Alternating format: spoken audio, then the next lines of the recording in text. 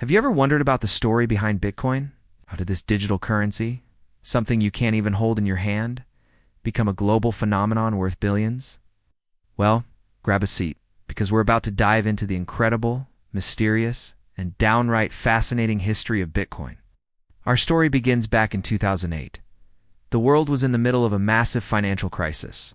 Banks were failing, people were losing their savings, and trust in the traditional financial system was at an all-time low. It was in this climate of uncertainty that a mysterious figure, or perhaps a group of people, appeared online. They went by the name Satoshi Nakamoto. On October 31, 2008, Satoshi Nakamoto published a 9-page white paper titled Bitcoin, a peer-to-peer electronic cash system. This wasn't just some academic paper. It was a revolutionary blueprint. It described a new kind of money, one that was completely digital and decentralized. What does decentralized mean? It means no single person, company, or government controls it. Think about your bank account. The bank controls your money. It can freeze your account, charge you fees, and they are a central point of failure. Satoshi's vision was to create a system where people could send money directly to each other, anywhere in the world, without needing a bank or any middleman. It was a radical idea. The secret sauce behind Bitcoin was a technology called the blockchain. Imagine a digital ledger, like a giant, shared notebook that everyone can see, but no one can change. Every time someone sends Bitcoin, a new entry, or block, is added to this chain. This chain is secured by complex cryptography, making it incredibly difficult to tamper with. It's transparent, secure, and controlled by the community of users, not a central authority. A few months later, on January 3, 2009, the Bitcoin network officially came to life. Satoshi Nakamoto mined the very first block, known as the Genesis block. And hidden within the code of this block was a message. It was a headline from the Times newspaper. Chancellor on brink of second bailout for banks. This wasn't just a random headline. It was a statement. A nod to the financial chaos that inspired Bitcoin's creation. It was a declaration of independence from the old financial world. In the early days, Bitcoin was just a curiosity for a small group of cryptographers and tech enthusiasts, who were called cypherpunks. They believed in using cryptography to protect individual privacy and freedom. For them, Bitcoin was more than just code. It was a political and philosophical statement. The value of Bitcoin back then? Practically zero. The very first real-world transaction happened in 2010. A programmer named Laszlo Hanyecz famously offered 10,000 Bitcoins to anyone who would order him 2 pizzas. Someone took him up on the offer. Those 2 pizzas, at Bitcoin's peak price, would be worth hundreds of millions of dollars today. Can you imagine? It's now celebrated every year on May 22nd as Bitcoin Pizza Day. As word started to spread, more people got involved. Programmers began building wallets to store Bitcoin in exchanges where you could trade it for regular money like dollars. One of the most famous or infamous early exchanges was Mt. Gox. It started as a website for trading Magic: The Gathering game cards, but quickly became the biggest Bitcoin exchange in the world, handling over 70% of all transactions at its peak. But with this growth came challenges. The anonymous nature of Bitcoin attracted some shady characters. In 2011, an online black market called the Silk Road emerged. It used Bitcoin for transactions, which gave the currency a bad reputation in the media. This was a dark chapter, but it also proved that the technology worked. It could facilitate transactions outside of the traditional system, for better or for worse. Then, in April 2011, the architect of it all, Satoshi Nakamoto, disappeared. After corresponding with other developers for a couple of years, Satoshi sent a final email saying they had moved on to other things. They handed over the reins to the community of developers and vanished. To this day, no one knows for sure who Satoshi Nakamoto is.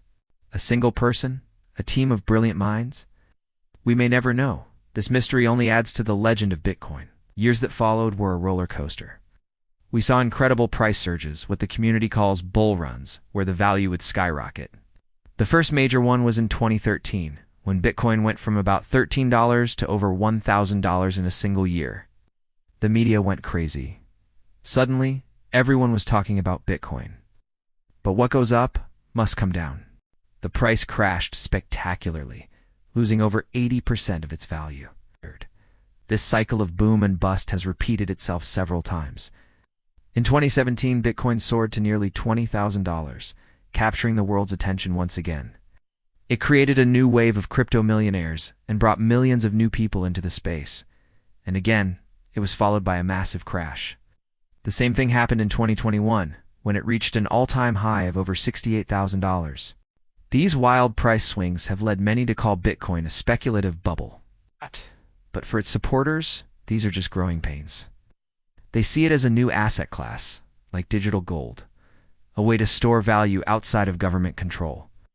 They point to the fact that Bitcoin is a finite resource. It's just like gold. There's only a limited amount that can ever exist. The code dictates that there will only ever be 21 million Bitcoins.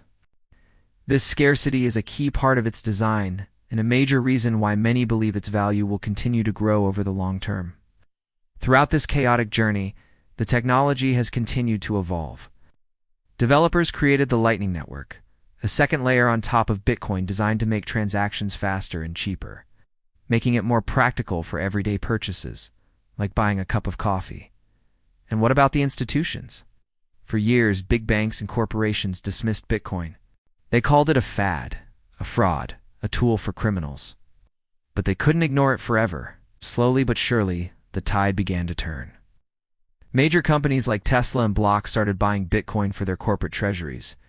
Financial giants like Fidelity and BlackRock started offering Bitcoin investment products to their clients. El Salvador even made Bitcoin legal tender, meaning you can use it to pay for anything in the country, from groceries to taxes.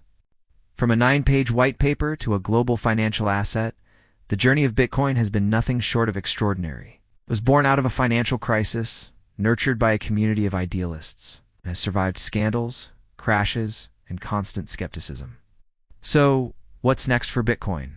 No one knows for sure. It's still a young and volatile technology. Will it become the global reserve currency that some dream of? Will it remain a niche asset for investors?